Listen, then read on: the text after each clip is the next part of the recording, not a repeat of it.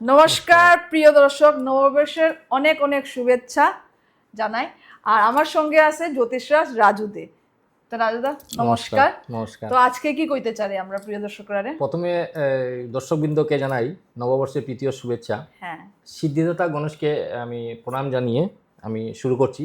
মানে আজকের রাশিফল। রাশিফলটা, হ্যাঁ, তো আজকের রাশিফল না, এই বছরের রাশিফল। এই বছরের এই বছরের রাশিফলটা। রাশিফলটা। হ্যাঁ, তো রাশিফল দেখুন, গোচর ওয়াইজ যে 12টা রাশি থাকে, এই 12টা রাশি যে বিভিন্ন গ্রহগুলা যে নয়টা গ্রহ বিভিন্ন রাশিতে যখন ভ্রমণ করে তখন যেগুলো ফলাফল হয় সেটাই হচ্ছে গিয়ে মানে রাশিফল। তো কোনোটা দৈনিক, সাপ্তাহিক, মাসিক আর হচ্ছে গিয়ে বাৎসরিক।